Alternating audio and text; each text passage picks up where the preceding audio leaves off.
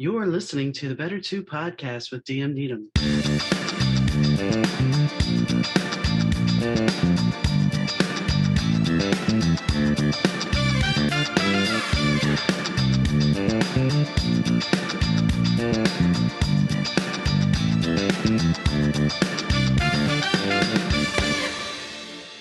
Hi, gang. Donna here. Thanks for tuning into the Better 2 podcast. Today's guest is H.J. VandeRiet. H.J. has written a book called Otherside, the Serenity. It's part of a series. It's the first book in the series, and it's a YA novel. We talk about her writing process and how she decided to go to a Buddhist college to pursue her writing master's degree, and how at the same time she was doing this, she also got married and had her first 2 kids. So the struggle of doing all these things and making it through. We talk about the writing process, which, as an author, it's something that I can relate to. And before she went to school to become a writer, as far as her master's program, she was pursuing acting. So we talk a little bit about the acting and how acting and writing have the similarities. So I thank you for tuning in, and I hope you enjoy the show. This episode of the Better 2 podcast is brought to you by Kitty Mystic and author of Love is Worth Waiting For, D.M. Needham. An afternoon at the pool changed Wes's life. When he saw Jen, he knew she was his always and forever. Most nights, Wes spent pursuing his dream of landing a record deal. With Jen looking up at him, he knew nothing would stop him. His dream was fast becoming a reality, until Mason Langford entered their world. While Wes was living his dream, he lost his heart. Now he wondered if he'd ever get her back. Available now, Love is Worth Waiting For by D.M. Needham at most booksellers. Hi, H.J. How are you doing today? I'm good. How are you? I'm good. Where are you located at? I am located in Stockton, California. I actually had the opportunity to move out there, and I didn't do it years ago. It's an interesting place. It's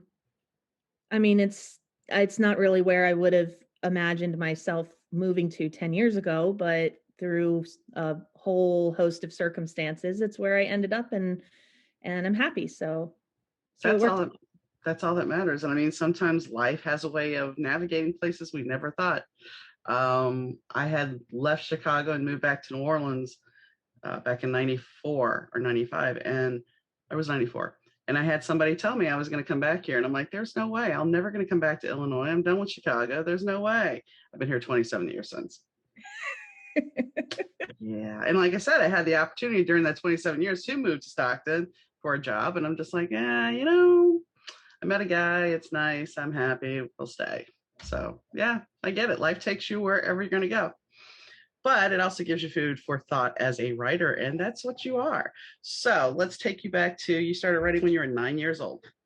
Yes, I did. My dad had a book that he had written as a kid that I read, and it inspired me to write my own first very cute, very terrible draft of of a book called Adventures to Pikes Peak. I used to live in Colorado, so that was kind of like an adventure story, and I kind of just kept writing ever since then. Do you think it's kind of an escape for you? Oh, definitely. I love escaping into a good story, and I especially love creating good stories. And I was kind of weird as a kid, so I actually discovered that when I put my weirdness into a book, people called it creative, and so that was a nice way to kind of be weird without people, giving you the side eye. Yeah, because if you're doing things out of the norm, they just don't understand sometimes. And as an author, you can think outside of the box a lot. Oh yeah, you kind of have to. It just, otherwise we would read books and see movies that are always the same. And I mean, I think books and movies have the same, a lot of them have the same general structure. There's like 5 or 6 basic stories, but being able to think outside of the box kind of helps you put your own creative spin on that. And that's why we keep reading and watching movies. Yeah, it's the one thing I will admit as a writer that's kind of annoying is when you are watching a movie or a TV show and you're like maybe 15 minutes in, if that, and you're like, okay, this is what's going to happen and this is how it's going to play out. And your spouse or whoever is sitting next to you going, "Well, how do you know this?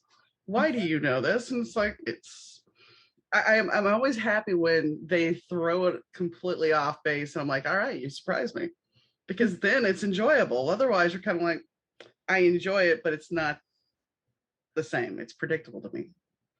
Yeah, I have I love it when a book or a movie surprises me. And I also really love TV shows that I've seen over and over and over again. It's a really strange kind of like, I don't know, paradox or something, but I yeah. think I think there's a comfort to it because I mean, I hate to admit that for a while I was binging the originals. I had seen the originals already. I had seen it. I think I've seen it now 4 or 5 times. And it's not that I watch every episode, Yeah. but it's comfortable. It's something you can put on. You know what's going to happen, and it's the connection, but it's mindless at the same time. Yeah, and I like to geek out, I'll binge watch a show over and over and over again until I know like everything about it, and I'll watch all the behind the scenes and stuff. And this actually happened with the show Friends. I was watching a director's commentary, and I actually corrected the directors because in the commentary they got Ross and Rachel's first date wrong. And I was like, "No, that was not their first date." And then that was when I decided to take a break because I figured I probably had a problem. Well, it's funny because there's a band that I know, and I was at a date back in 1993, and they have all their tour schedules listed on their website. And apparently, the date I was at, they alleged was canceled, and I'm like, did I dream that? I have pictures from the show, and it was for my birthday, so I know I was there. So, but you guys say it was canceled, and I've thought about reaching out to the band and saying, I have pictures, I was there, but I'm like, how's that going to fly?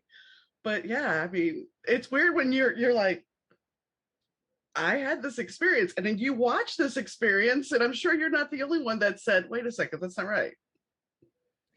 Yeah, it's always a little weird. And I don't know, but I agree. There's something comforting about shows and books that we are familiar with, and maybe that's why more specific to books, maybe that's why we keep reading books over and over and over again. And then back to Friends for a second. My favorite episode is the leather pants episode. That's a great one. I know. I don't know if I could pick a favorite. Yeah, I don't think I could pick a favorite. That's hard. There's a lot of It's really good ones.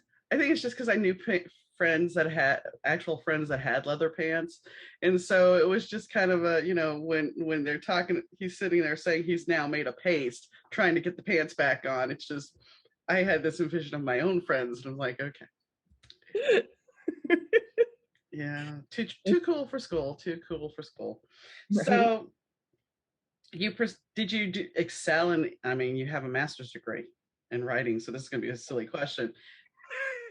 But growing up in high school and junior high, did you excel at writing? I mean, was it just creative writing, or did you have all the grammatical nuances to put everything together? Um, I mean, I would say I did well in English and writing, and I always got good grades in those subjects. But I will admit, I was not a big fan of grammar growing up. It was boring, and I thought it was stupid. And I didn't really, at the time, see the importance of it to being a creative writer. I was more focused on writing interesting characters and stories. Now it's really important to me. I still want my writing to sound authentic. I want it to sound like a real person is talking. But I do get really annoyed when people say something and the grammar is wrong. And Sometimes I have to kind of stop myself from being that person. But yeah, I mean, I would say overall, I excelled in pretty much every form of writing, and I It, enjoyed. it's interesting because the first book I put out was done in a journal. And I thought to myself, wow, it's a journal. Who has perfect English in their journal? Yeah, if you're being realistic, Right. nah, it didn't fly well. I needed to get an editor and I did, but it's one of those things. And the funny thing is, if you look on Facebook, if you look on Instagram, how many posts are not proper grammar? Oh, so many. So it's funny because an author is held to such a high standard, but yet in our normal daily lives, grammar has gone out the window a long time ago, especially spelling, how we've abbreviated things and changed the meaning of words. Well, and this is one of the things I know there have been young adult fiction books that have kind of leaned into that. There was it was a long time ago. There was I can't even remember the title to be honest, but I remember looking through this one book in the bookstore and it had like text speak. This was back when you had to pay per character, and so, four was a four and you Mm-hmm. was a you, and so on. And so, but it really leaned into that. And I'm sure there are plenty of books now where that's still the case.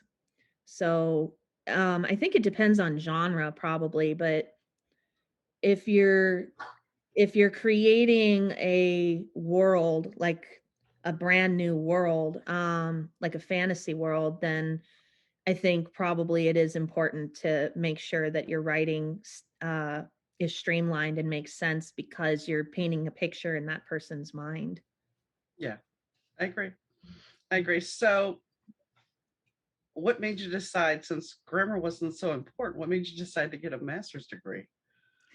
Well, I didn't I initially went to uh I got my bachelor's in theater. I didn't start out I don't know why I didn't choose to be a writer sooner, or why I didn't major in English. I think I just kind of took this path where I had it in my head I was going to be an actress, and so I went to school for theater, and yeah, so then I spent a couple of years after college just doing that and trying to make that work.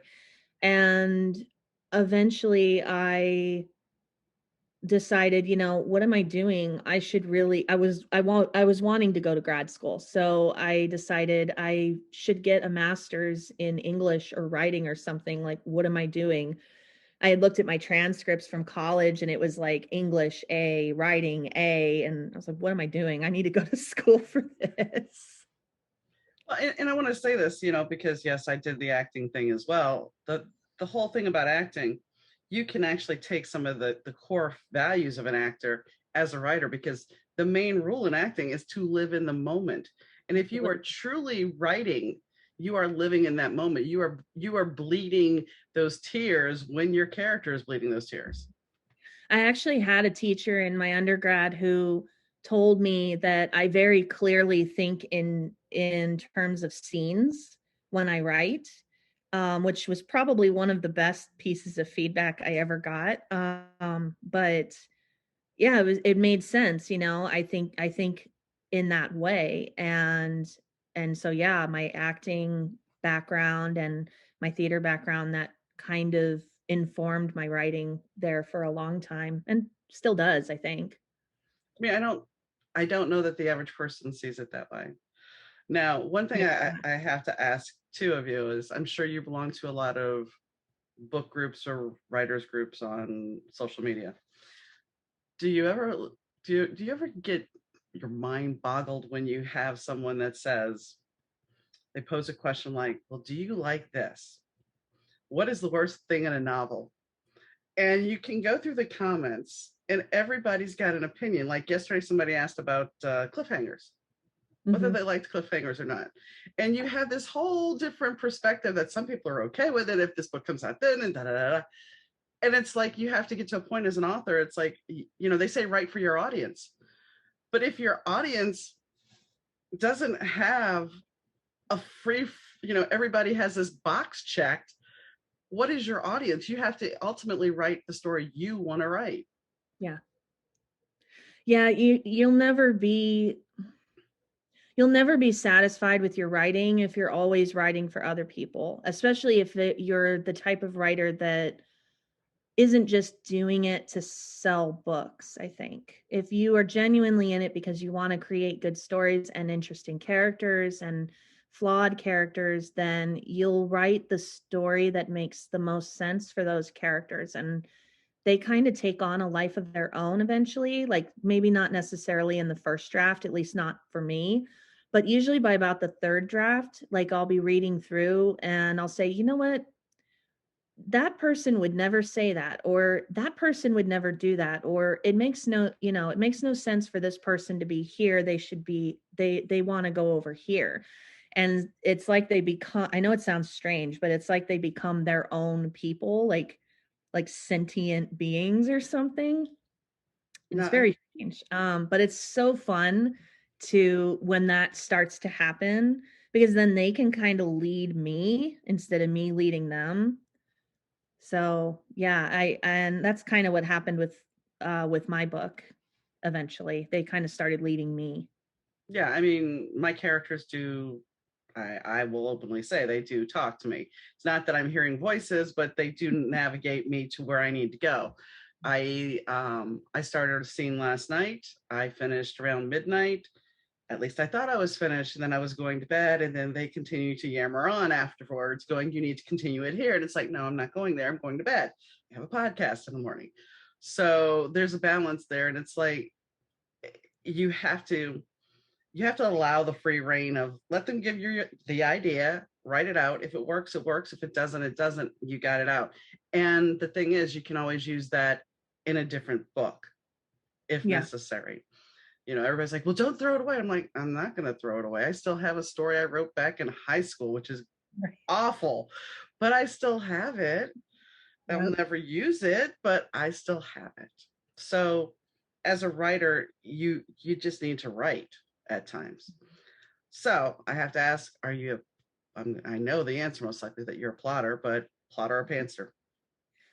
A little bit of both, actually. So I generally start with the major plot points I want to hit in the first draft, and I write into that.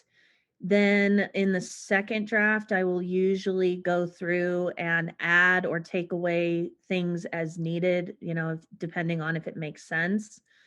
And usually by the third draft is where, like I said, it starts to kind of run its own course. And then sometimes what I originally intended gets changed because it no longer makes sense, and the story shifts. And so I think that's been one of the really cool journeys with this particular book, because it it's still very faithful, I think, to the original draft that I wrote when I was 15, it um but it has developed a lot and changed a lot in other ways. So that's been just really cool to see happen and unfold.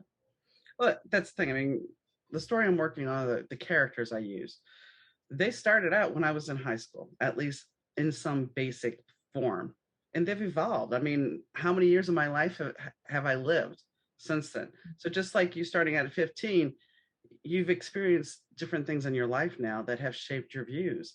Yeah. And as you evolve, so does your writing, and so Yeah. does the story. You know, you Yeah, it really does. It's been really cool to kind of flesh out these characters. And I think they probably initially started out very one dimensional. And it's been fun to add all these other layers to them as I've grown. And like you said, had experiences that have shaped me. It kind of started to shape them. So that was always really fun. so you started writing this, and it is the other side, the Serenity. You started Mhm. when you were 15 years old, and you were an atheist. I was in high school. I had a fascination with reincarnation, but I had no real faith to speak of. So I just kind of got it in my head this one day. Wouldn't it be cool to write a book about reincarnation? And so I kind of came up with this other realm called the inner circle. And the premise is that when you die, it's kind of like purgatory in a way. And you have the chance to fix things in your previous life that were wrong so you can be reincarnated. And that was the original premise of the book. And so I just kind of wrote about that. Um, and yeah, so I had this kind of new agey, I was like slightly into tarot at the time, not hardcore into tarot, but I've kind of flirted with it. And then I really liked the idea of reincarnation. So then you decided that you had the opportunity to go to a Buddhist college. So yeah, several years go by. I was 15. I went to college. And then I was kind of in a place where I was like, I'm not really sure what I believe. And then I eventually became a Christian. And so then I was, wanting to go to grad school, and I was trying to decide where to go. And I was really interested in this university in Boulder called Naropa, which is a Buddhist inspired university. And so it has a real emphasis on um, mindfulness and um, just, really kind of working through your schoolwork that way.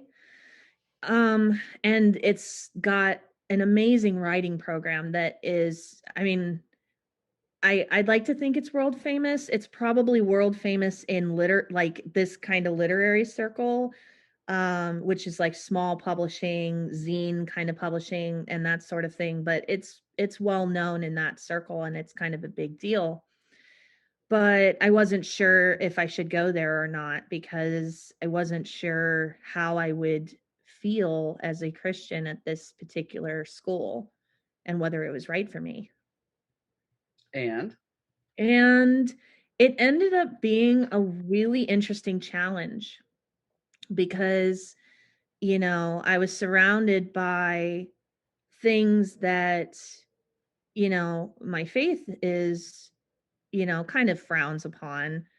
But what made me decide to go ultimately was I was actually sitting in church. okay. And I was kind of far away, like not really. I wasn't really paying attention, just to be honest. I was in my own world. I was thinking about grad school. I was like, should I go? Should I not go? What do I do? I really want a grad degree, but do I want to go here? And we were talking about when the nation of Israel was in exile. And the pastor was talking about how they were encouraged to stick to they were encouraged to stick to their laws, to stick to their beliefs, but to also become a part of the culture and be part of everyday life.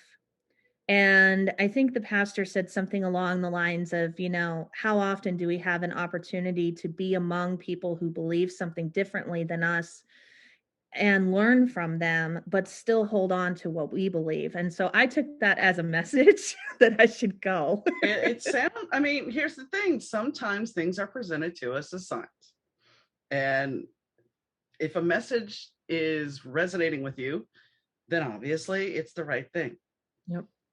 And it's a good thing I did, because I got to use this book as my thesis. It actually had a nice journey. I used it when I applied, because you had to submit a portion of your creative writing. So I submitted a short chunk of the book, and then it became my thesis for graduating. And I got to put 120 pages of it into my final thesis paper. Nice. So it was really neat. And I just got to think. It really forced me to think outside the box, this school. And I was very much as structured, kind of stuck in that box of structured writing.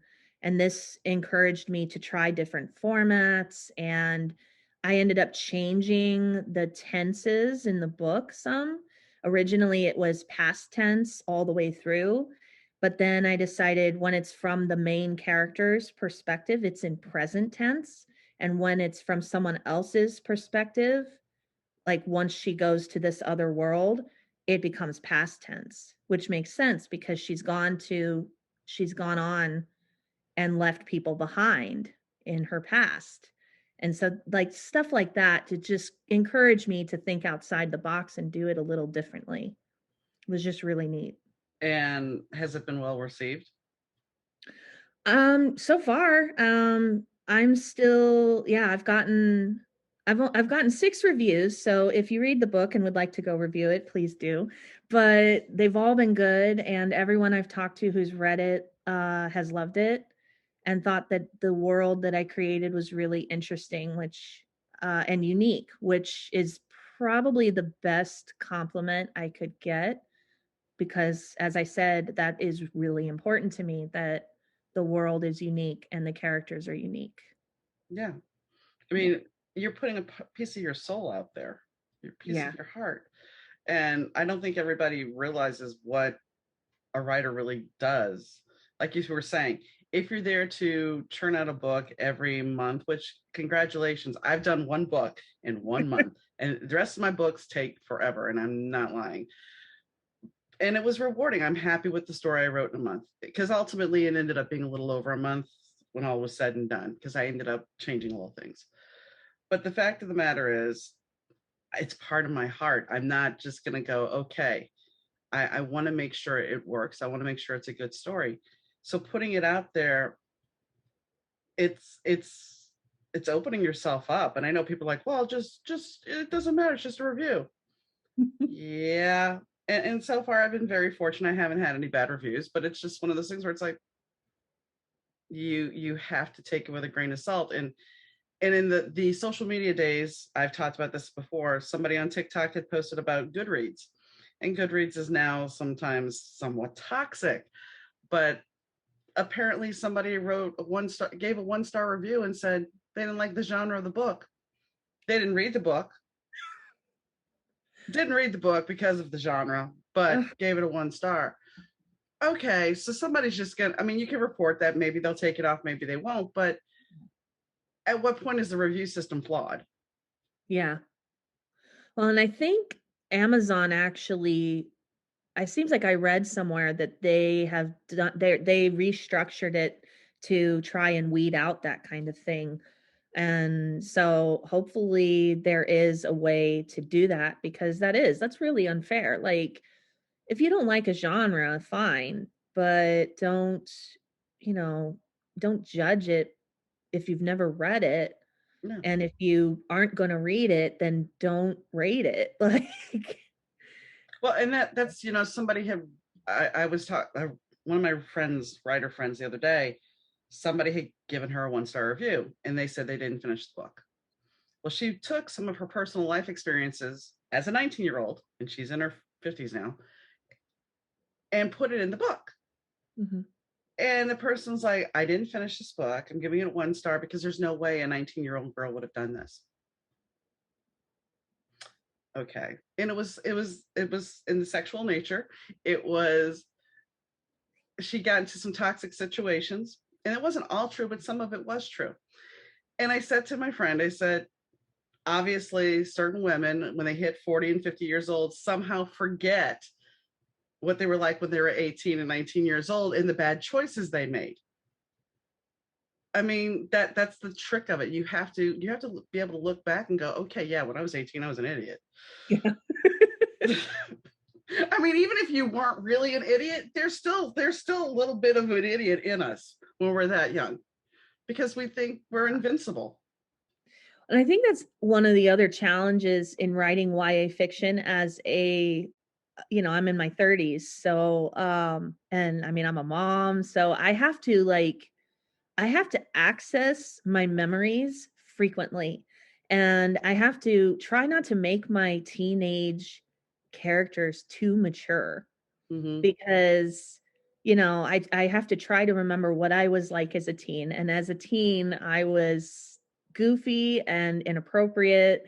And, my friends and I would make really crude jokes and then things like that. And so that's stuff that I tried really hard to make its way into the book because it was important that they read like teenagers because they are. Yeah, and I mean, and that's the thing. Like for me, my next book, one of the main characters starts out as 18 years old, and she's gone through some traumatic life events. But the fact of the matter is, she's 18 years old. Somebody's like, because I said something about her getting married, and they're like, but she's only 18. And I'm thinking, and then she paused for a second. She goes, well, wait a second. I guess I shouldn't say anything because I was married at 19.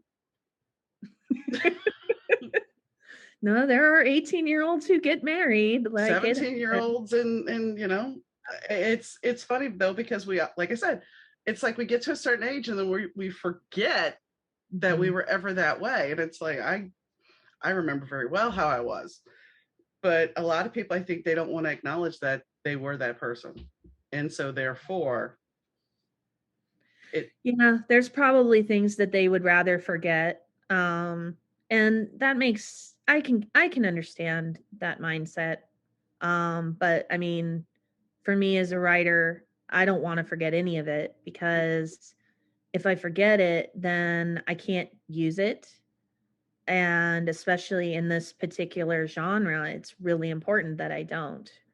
After the book is done and the series is done, then, maybe then I can move on to other genres that are maybe a little more in my age range. Well, there are plenty of 30-year-olds who read YA. That's not what I mean. I mean like a character that's 30 years old or something like that. no, Um I get it.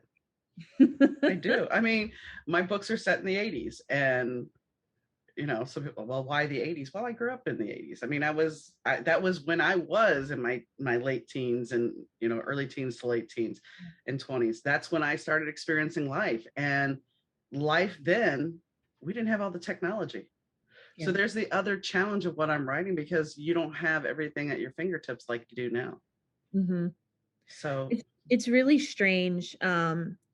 I'm in that weird category where no one really knows what to call my generation. Some days I'm a millennial, some days I'm an elder millennial, sometimes I'm generation Y. I mean, they can't decide. But I'm old enough to remember the world before social media and before everything was so instantaneous, but I also grew into that world. And it's just really strange to be kind of on that cusp. And especially that actually, funnily enough, that actually came up in this book because when I wrote this, I was 15 and people didn't have cell phones. right. Not yet. I think about a year or two later, my friend got a Nokia phone, one of those indestructible ones, Hmm. but there were no smartphones yet. There wasn't, I think there was dial up. That's all Hmm. we had. And so when I wrote the book, the teenagers, they didn't have cell phones. They didn't have anything. And in the final draft, I actually had somebody say, it's weird that they don't have cell phones. It's weird that they don't use Wi-Fi. So I did incorporate a flip phone into the book that the main character uses at one point, and I will probably do a little more in the upcoming books, but I wanted to keep it fairly true to where I started because I created a very specific world and I didn't want to change it too much because I think it would have affected the tone of the book if I had. Right. And I get that. I there's the infamous Volkswagen. I have a Volkswagen Cabriolet, and most people are like, whatever. My editor, because I wrote Volkswagen Cabriolet, she's like, why can't you just put convertible? I'm like, because there's 5 different kinds of Volkswagen convertibles, and I want to hit home with somebody that had a Cabriolet, someone that's going to go, yeah, I recognize that car. So to me, sometimes even the cell phone, because in that book it's set starts out in 1990, goes through 97, I believe. Even in that book, I had to research what cell phones were available, not just to the average person, but the person that had money. Yeah. So, because that's the other thing, I write with people that had money. So I have to know, when did the car phone become available in the 80s? I know we had them. Mm-hmm. So there's a lot of minute research I have to do. And I'm sure the same is true. I mean, you had to go find a flip phone to be able to, and it was the Yeah. Motorola gray flip. Yeah, I had one of those, or not Just the a flip, but at simple least one. the, Yeah. yeah. One of those, well, and I was picturing like a track phone, more like a Mhm. track phone, flip phone, because the other thing, the town, the part of town that these kids live in, it's pretty run down. They don't have a lot of money. And so, not that, you nowadays you can get a cell phone for, fairly cheap, but even the cheap ones would, I kind of envisioned them being too expensive. And I also felt that the parents would not buy their kids cell phones. These are not those type of parents. And so they're very much like rugged. It actually takes place, it's like a fisherman town. So the beginning of the book takes place by the ocean, and so it's a little part of town with fishermen and women, and they're just kind of rugged and tough, and they don't really care about that kind of stuff. So to me, the idea of most of my characters having a cell phone just felt really, it didn't feel right. Right. So I think I might be able to get away with it with one of my characters in the second book, and so I'll probably go ahead and do that. But for this particular one, it just didn't feel right. And I even asked I asked my niece and my nephew how they felt about, how would you feel about reading a book with a teenager that doesn't have like all that technology and likes older music and things like that. And they actually thought it was interesting. And I like to think that they weren't just saying that to appease me. I told them I wanted them to be honest, because if it's silly, then I would consider uh, finding a way around that. Yeah. So that was reassuring, at least. Did you let them read it? Um, I have encouraged them to read it. I don't know that they have. They are not particularly into books. So, but I do know my niece on my husband's side, she read it and she liked it. She thought she really liked the fantastical elements of the book. And so that was really cool to find out. Nice. Yeah. Nice. So you said it's a series, obviously. So are you working on the second book? I am working on the second book. I have an outline in place and I just need to find the time to go get some solitude so that I can churn it out. But I have like a fourth of a draft that I had started back when I was in grad school. And so I have about 30,000 words of that written. And so I'll go through that and take from that. And then my goal is to get up to about 80,000 words for the second book, because it's going to get much more complicated, and we get to explore some new realms within the story that haven't been explored yet. So I'm really looking forward to that. What are your ideas about marketing? I mean, as far as, uh, have you done it all yourself? Are you making all your little memes, and or is marketing something that you find very awkward and complicated to do? A little bit of both. I'll admit I'm not too big of a fan of it because my life is kind of crazy and it's hard to find the time, but I have been doing some of the marketing myself.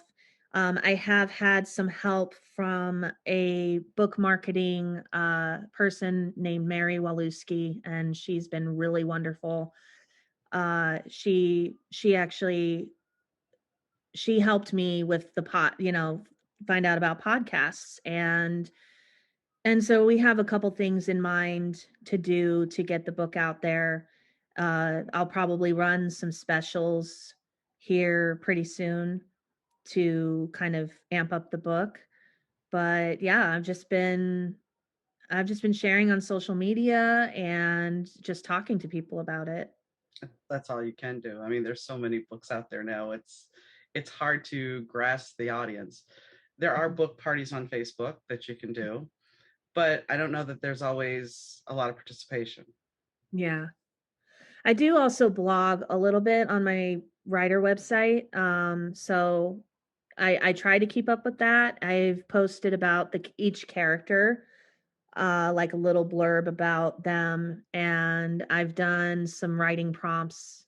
I had some writing prompts on there, so hopefully people who also enjoy writing can find those and get some creative inspiration from that. So when do you think the next book? I know you said you got to get the time and everything. When are you shooting for the next book to come out? I would really love to have it released by the end of next year.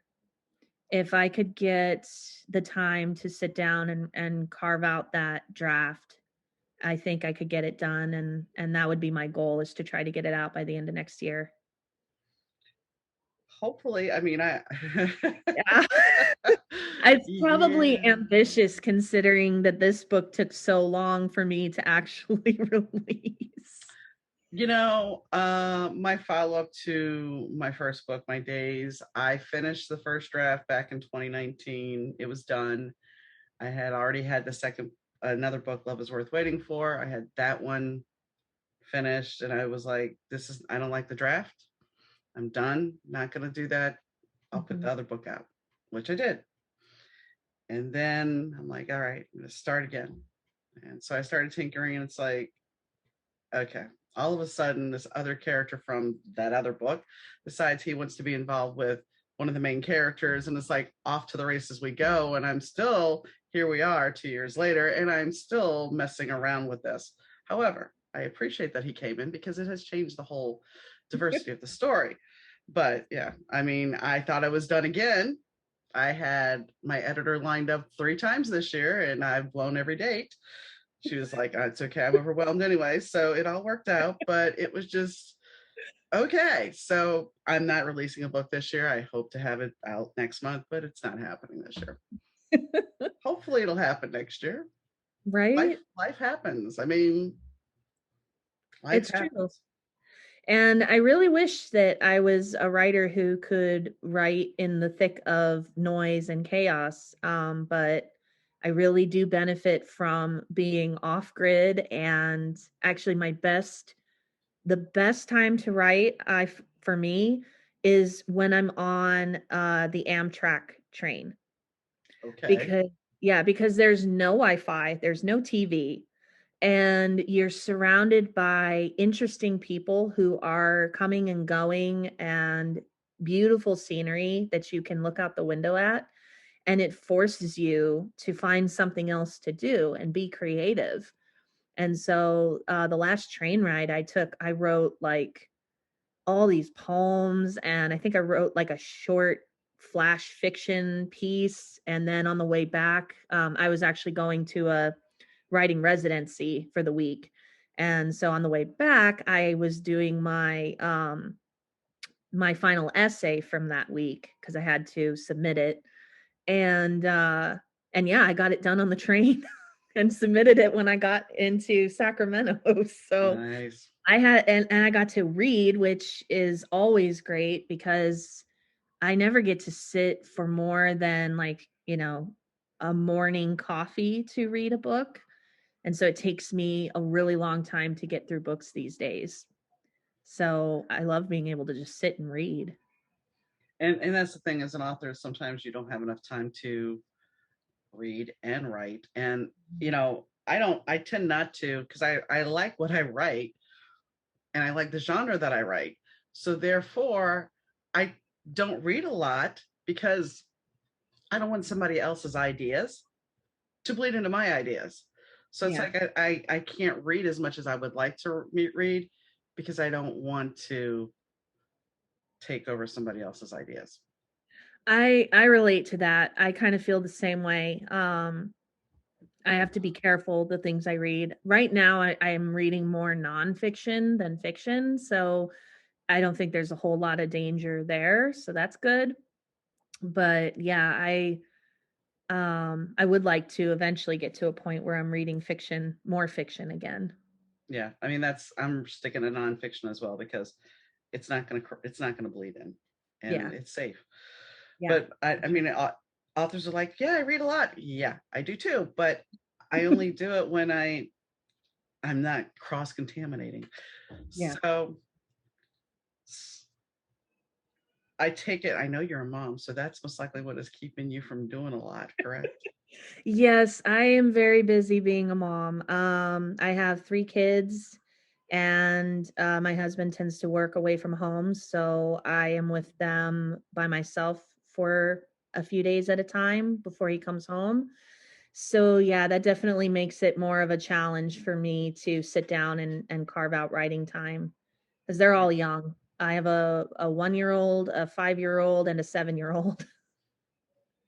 Yeah, yeah. I when I was writing when I during my first marriage, I had a 5 and a 7-year-old, and they were around until they were 8 and 10. So fortunately, I had them going to school at times, so I was afforded the luxury of writing. But when they're that little, Yeah. when they were 4 and 6, no, no, that wasn't gonna happen. Still I gonna try. actually I got married in 2013. I started grad school a week later, and then a month later, I found out I was pregnant with my first son.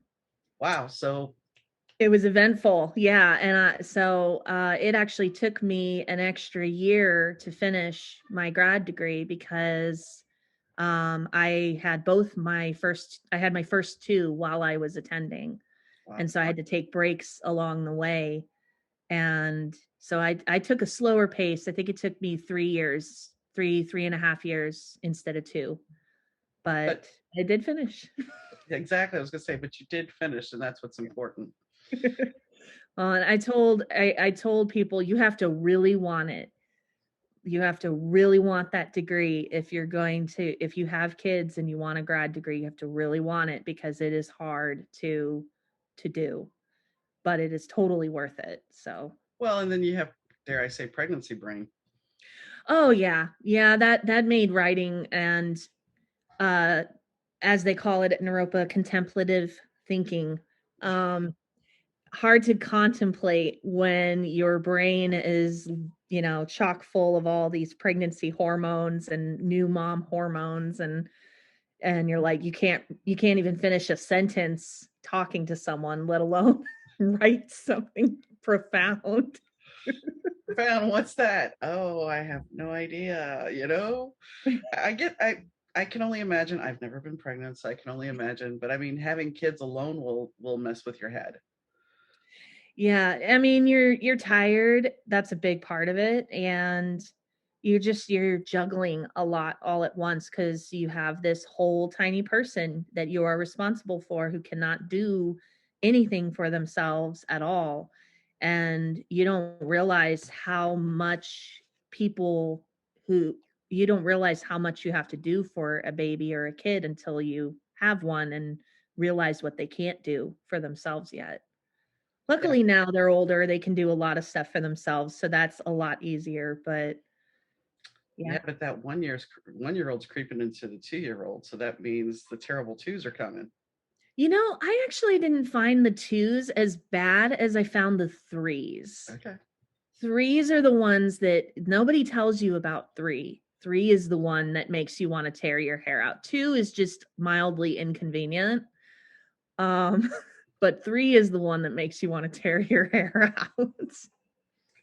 Because I by then they can talk and, they can say they can talk in complete sentences and they start to kind of develop their own sense of self apart from you. And so when you want them to do something and they don't want to do it, they just flat out tell you no. And so you have to, you know, kind of figure out a way to get them to do it. Yeah, when you learn how to negotiate. Oh, yes, negotiation, definitely. And every kid's different. I mean, all 3 of my kids are so different from each other. I've got one who's like a rule follower, and so him I don't really have to worry about. I have another one who is my wild child, and she wants to run down the street. She'd run down the street naked if I let her. Like, she's She's super friendly and bubbly, but she'll talk to anyone, literally anyone. And then my 1-year-old is just he's so goofy. It's just funny. Maybe a He's little gonna be a character. comedian. Oh yeah, he's gonna be a character, which he's the youngest, so of course he's gonna be a comedian. Like I think that's like the general rule, right? When you're the youngest, you're supposed to be the clown, the class clown. Yeah, my husband was the class clown, and he was the Joker, and there's songs that he's changed lyrics to that I can never unhear now. It's he's been gone for over a year now, and I still, if Heat of the Moment pops on the radio, if I'm at a store or whatever by Asia, he changed some of the lyrics that are just not really appropriate for me to say here, and they come to mind, and I'm just like, really great, thanks for Yeah. reminding me. I Mm-hmm. had a friend in school who did that kind of thing, and I can't unhear it anymore either. I can't think of the song off the top of my head, but yeah, same thing. It was inappropriate, so you can't say it here, but Yeah. yeah, I was a middle child, so I had the like negotiation thing down and the hey, let's all just get along sort of mentality. Yeah, for me, here's the really weird thing for me, because technically, for 12 years of my life, I was an only child. Oh. And then I became a half sister, but she didn't live with us. And then 2 years later, I became a stepsister, but they lived with us, but then they didn't live with us. And then later on, I became a stepsister again. So then I'm the oldest out of all of this, but yet I'm still an only. Right? So it's very, because both the marriages have ended. So technically, I guess that means I'm back to being an only child, because my half sister has passed as well. So it's like, Huh. Yeah, I have a younger sibling and I have two older siblings. And then I also have half siblings. So it's a very strange structure. I usually just tell people I'm a middle child because that's the easiest to yeah. to and it's the one I identify with most. I'm probably I might have a little bit of the younger sibling mentality also, but I really sympathize with middle children because I often, felt very much like, okay, everybody, let's just get along and I'll go with the flow. And yeah, we can watch what you want to watch, or sure, let's go eat at that place. And I didn't really have much of a opinion, or I was pretty ambivalent most of the time. Well, and I mean, when you look at birth order, the only child and the oldest child kind of go hand in hand anyway. So, I mean, I Yeah. guess really it didn't affect me, but it was just weird because it's like all of a sudden I have siblings. What? Right. So, I mean, I understand the sibling thing. And I look at, my husband had 4 siblings. And, I was always like, wow, it's really cool to have siblings, da da da. And then after his parents passed, I'm like, and I saw the tension even before his parents passed between the siblings. I'm just like, maybe it's better to be an only child. Yeah. A lot less um, stress. I mean, I can't really say for sure because my experience is, having lots of siblings. I can certainly see where it would be less chaotic. You get your own space, your own things.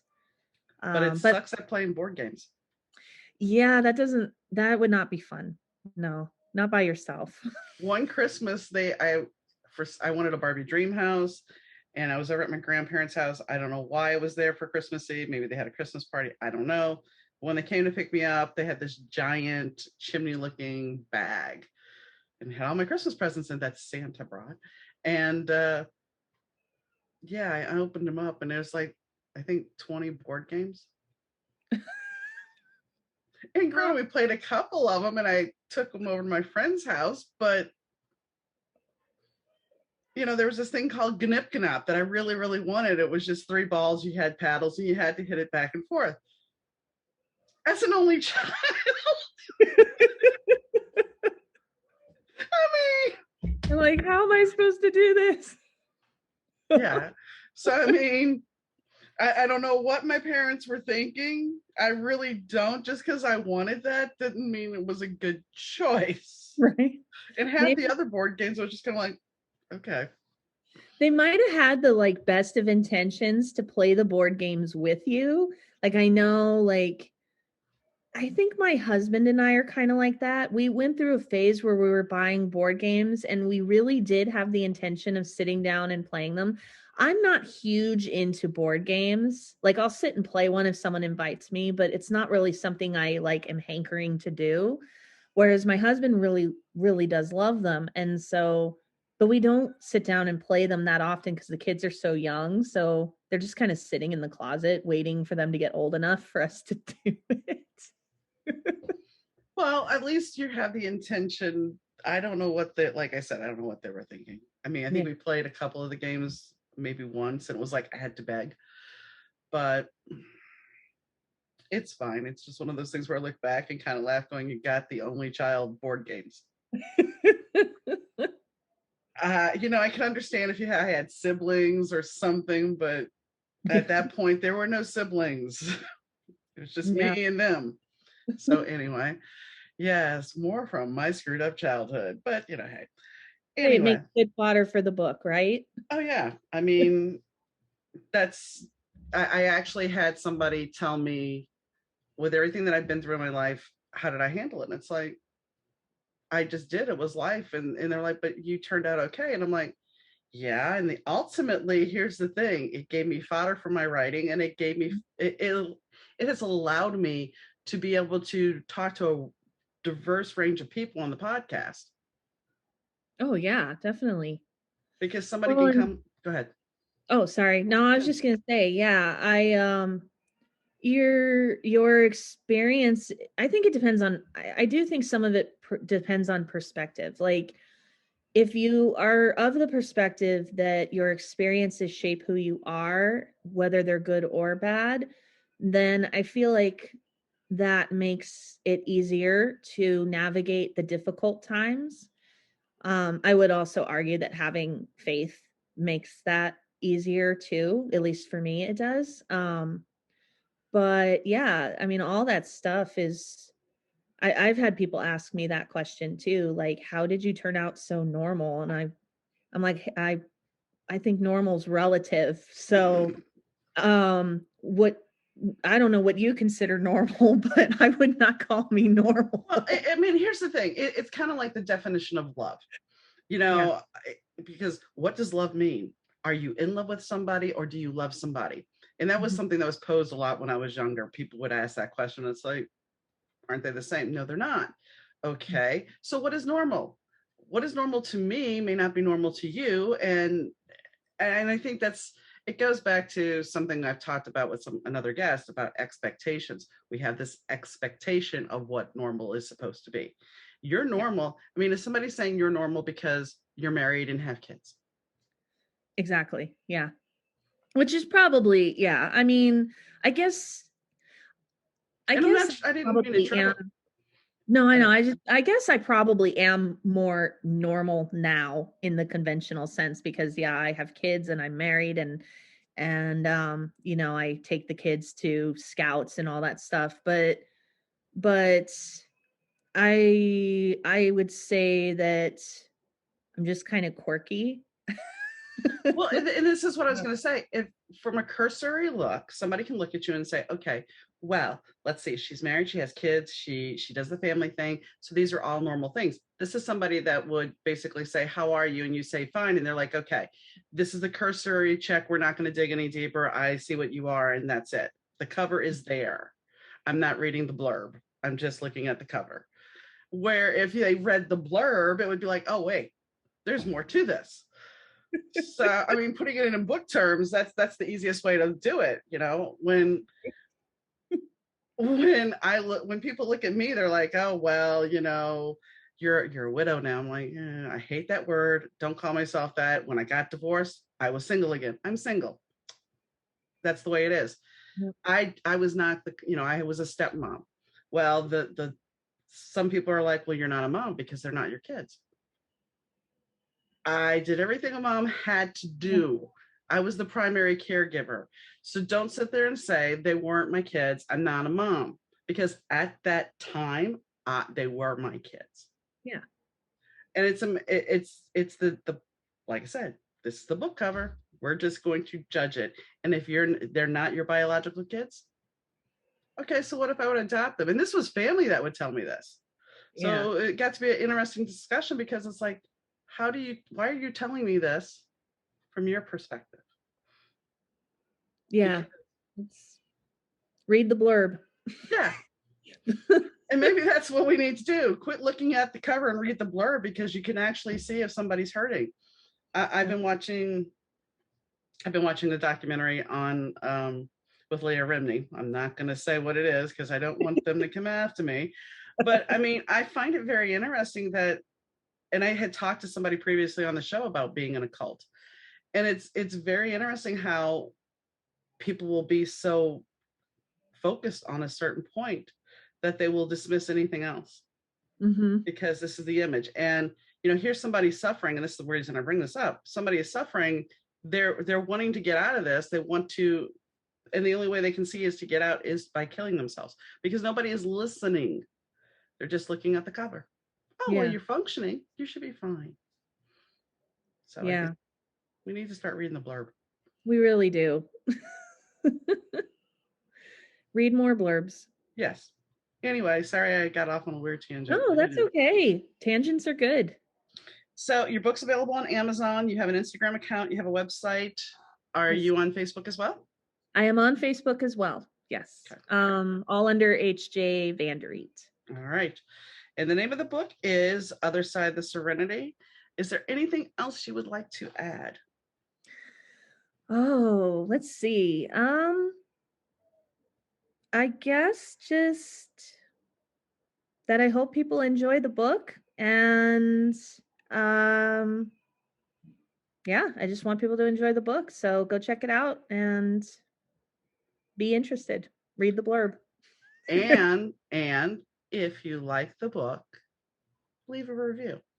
Yes, that would be helpful. And then, I can get a sense of how good, and what I need to improve. So that is always good to know.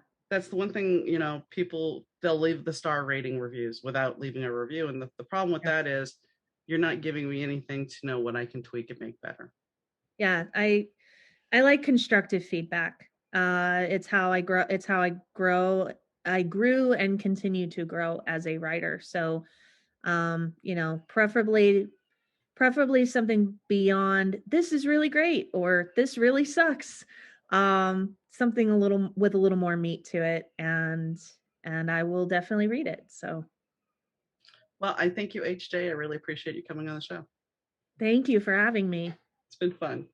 Yes. So HJ had some good stories, and we did talk a little bit about siblings and in life in general, and how we can use those things that we've experienced for fodder. And I actually do like the fact that we discussed how we look at people, looking at people, and it goes back to the labeling thing that's been talked about prior in the podcast, but looking at people as book cover. You look at the book cover and you get this feeling for the book, but are you really getting a feeling if you haven't read the blurb? And in a way, that's kind of how life is. I mean, people are looking at you and they're judging, and whether they think you're a good book or not.